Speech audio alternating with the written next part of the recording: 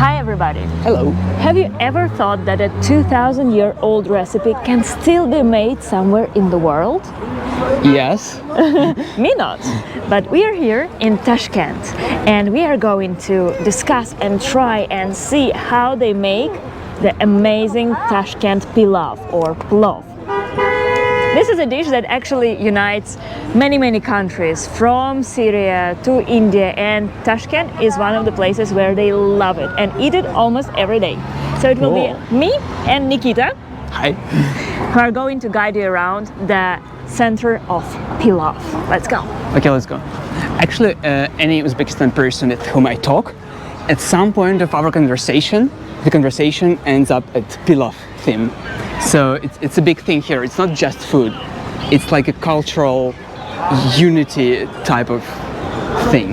Yeah, in fact, they eat it for marriages, they eat it for birthdays, they eat it even for funerals. It's just occasional, sometimes it's really like happy dish, and we are here in the center of pilaf where they make many types of it.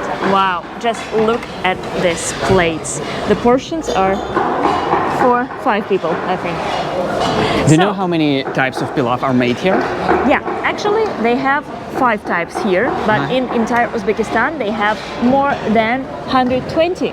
My gosh. Yes, and It's if you like count, you can, if you eat pilaf every third day, you can finally try all of the types in a year. true, because you see here, different parts of Uzbekistan, they make different pilaf. Some of them, they have more fat and less vegetables. A lot of fat. Yeah. I mean, it's soaked in it. And some of them, they don't. Look at this huge kazan. Just let's have a look there. Wow. Fantastic.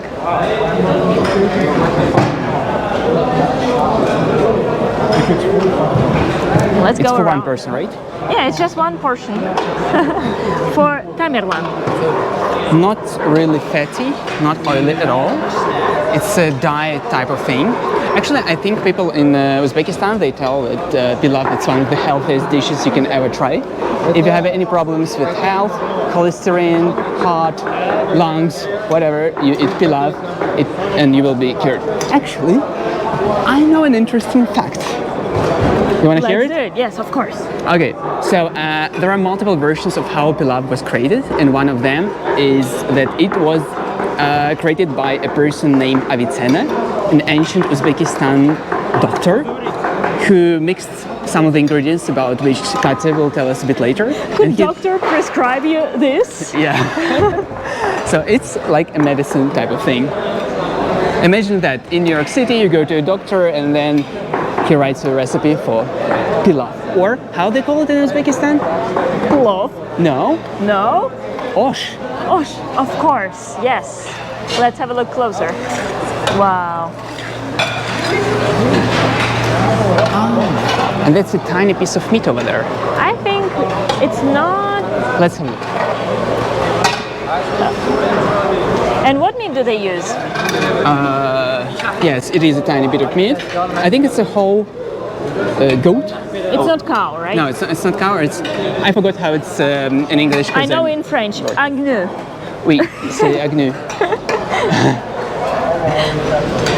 J'ai oublié le mot. А на сколько килограмм это? Килограмм.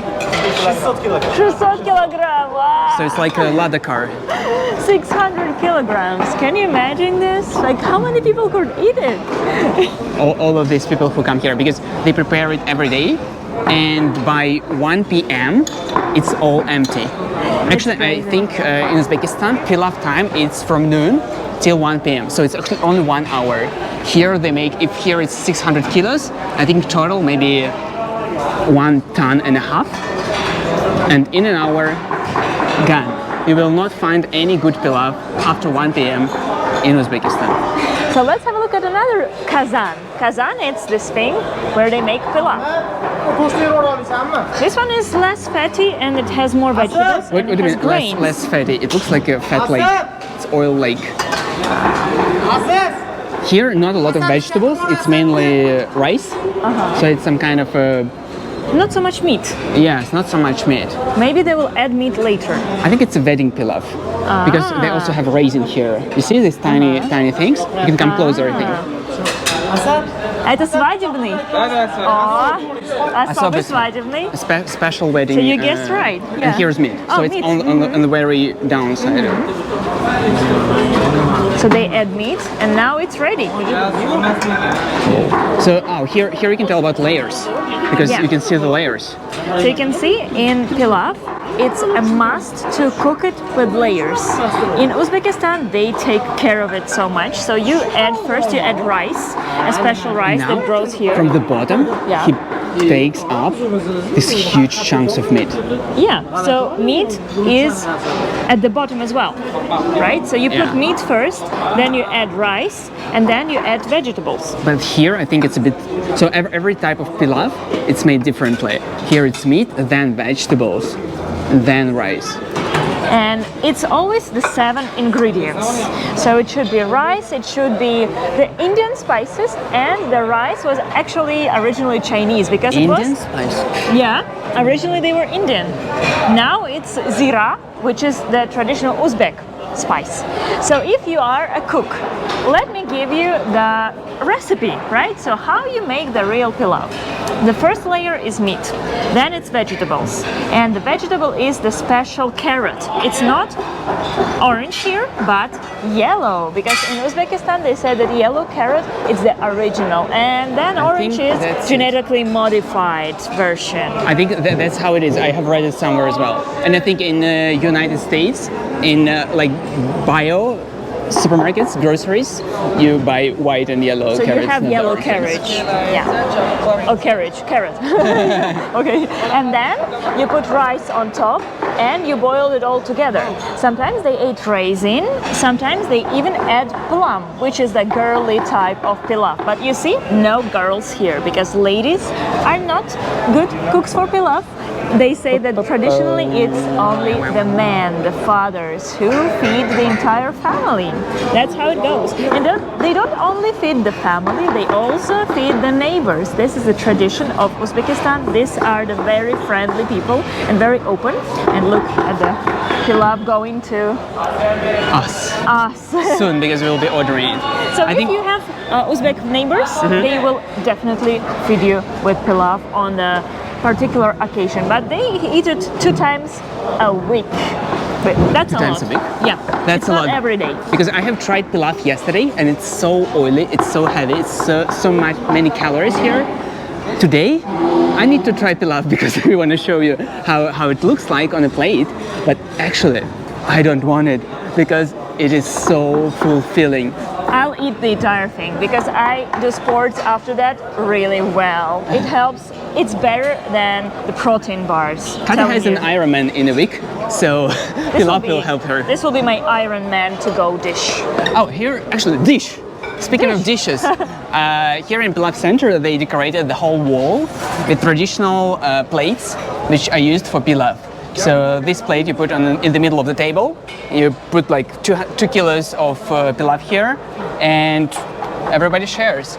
Of course, in Uzbekistan, pilaf is an occasion. No, pilaf is a reason to share a table and talk, not just eat something. Yeah, I can add that actually most of the Middle Asian cuisine is to be shared, and people eat it with hands normally, as they do, for example, in Syria or in Lebanon. And Uzbekistan follows the tradition. I think in India it's also the same. Actually, almost everywhere it is the same. Yeah. Maybe not in contemporary world, not as much. But American this is- burgers are not for share. That's what I know. So this is Individualistic. not- yeah, it's very individualistic. This culture is a very group culture. So you're always together, and food is a place to share your values, to talk, and to see each other, which is great. The family means a lot here in Uzbekistan. So now we are in a place where you can actually order pilaf. They have the indoor part, and we'll find a place to sit. Here. Let's sit outside. I think Yeah. the light is better, and also the weather is so good. It's November. No, wait. It's late October here. It's one of the best times to come to Uzbekistan. It's around maybe 25 degrees Celsius for those of you not living in the United States, and I don't know how much it's in Fahrenheit. So it's perfect. best time to come to Uzbekistan, I think, is October, November. And the hardest is to find someone to order because you see how many people here. I think it's maybe 500 tables. I think it's one of the biggest restaurants in the world, actually. Probably. Here's table number People 223. should catch the waiters to order foods. So let's sit here in the shade. Looks good, right? Here?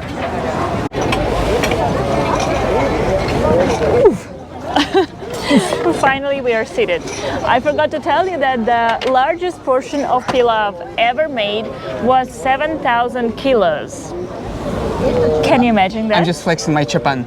And what is chapan, Nikita? Chapan is a traditional wear clothes from Uzbekistan. It's made out of fabric and inside it has vata. Cotton? No. Okay, we'll like put an asterisk and the explanation. I don't remember the name for vata. So inside it has vata, Cotton buds. cotton buds, whatever. So it's kind of warm, but not that much, and it looks dope. I think Drake should wear something like this. If there are fans of Drake. Please put a like on our video if you like my jacket. And send him this item. So yeah, now we are going to order. We'll catch the waiter and we'll First, explain we'll you- choose. Yeah. Okay, let's choose the pilaf. Here you have 5 types of pilaf. Everything is in Uzbek language. I don't understand it, but I remember it because it's my 5th time in Tashkent. This one here, it's wedding pilaf. This one here is wedding special pilaf. Wedding special pilaf, we actually saw it being cooked just like a couple of minutes ago. This one with this image of a tiger and sun, it's from Samarkand. It's the lightest version of pilaf. I think we'll order today this one because otherwise it's crazy. These two, I don't remember. Chayhana pilaf and Zivzira pilaf. Zivzira pilaf is also, I think, for some kind of a holiday. It's a holiday one. Zivzira is the name of the local rice, actually. Oh, yeah? Zivzira. Yeah. Okay. And Chayhana pilaf, so people actually, they usually eat pilaf in Chayhanas. They are like tea houses. It's the most common place to spend time with friends in. It's like a pub for people from UK, but here people didn't drink alcohol for a very long time, so it's Chayhana. Basically, you can translate it as tea house. And there you also eat pilaf and somse. Maybe I'll show you somse in another video. So today it's this one, it's Samarkand pilaf, and we'll have all the add-ons. You can have add-ons, horse meat, eggs, and green leaf type of thing. I don't know how it's called. So we'll have it all and we'll show it to you. Let's do it. But first, you need to catch a waiter. Catch someone. Catch Yes. a waiter for 500 tables. I see one. You just probably go there. But here it's more effective than in a lot of high-end restaurants to which we are going very sweetly. Here it's like this. Show us how it works. So what came to us? What's this? So that's the Samarkand version of pilaf. You see, Nikita was explaining that you can add add-ons. This is the horse meat, eggs. Quail eggs. Oh, they are small eggs. Yeah, yes. just Google translated the word pripilka. And this one is the grape leaf, but inside it will be meat, right? Meat and rice. Yeah, that's it. It's the lightest version, but still you can see how oily it is. And you can imagine that you will be eating rice as usually in other countries with forks. Here, spoons. Only spoons or hands, as you prefer. And so you can imagine how people measure food in Uzbekistan. It's actually in kilos. You order not like small or big one. You order 1 kilo or 0.7 kilo. This one here is 0.7. It's supposed to be for one person. I mean, it's more than enough for 2 of us. I think there will be something left. Usually when you order pilaf, you also add to it achachuk, which is a salad, and a piece of bread, which we didn't order today because this one is too much, and also, of course, tea. Tea is very, very sweet and with lemon. Even if it's plus 40 Celsius, people still drink hot tea because it's really good actually to acclimatize. And we are going to try this pilaf and to explain I hope you so. about the layers of what can you see inside. You see, as I told you, they have yellow carrot, so this is it, and it's also symbolic. I've read that you see this the grains of nut, chickpeas, and they say chickpeas is symbolic for kids and family, and then the grain here, grape, raisins, yeah, it's for the sweetness of life. So this is to live peacefully and nice and sweet. And this type of pilaf, you can actually see add-ons in most of them, in all 120 variations. So let's try. Okay, take your you spoon. try, I film. Okay, I'll do it. Your rating? It's fantastic. Yeah, it's one of the best pilafs. I would say it's not as fat as the previous we tried. The previous one was wedding pilaf. But it's interesting that there is almost no spice here. So I don't feel zira, I don't feel pepper. The rice is pretty blank. So most you feel it's the carrot and the sweetness of grapes. Oh, I think it's very hard to show taste in a video. I guess you will have to come to Tashkent in the end. And if you traditionally cook pilaf in your country, how is it called and what is the recipe? Tell us in comments, because I know many people from Central Asia, from the Middle East, who say that this is their traditional dish for their country. So tell us the difference and tell us which other dishes do you want us to show you, how they're made. We will be happy to show you around. Not only dishes, just some cultural things that you are interested in and that may be of interest to us, because we don't know everything and we want to hear your suggestions. Yes, and tell us the story of the dish, because here in Uzbekistan they say this was dish of Amir Timur, of the famous Tamerlan, that he was feeding like this his army to beaten, I think, the Turks or someone like that. So this is said to be the dish for the strength and for the long distance horse riding, because imagine going through the desert, how long it took people, maybe several days without stopping, because it's hot, it's getting very cold at night. So for that you need pilaf. It's a life-saving thing. Yeah. So you have your questions and we'll want to hear your answers. Yeah. See you next episode. See you next episode.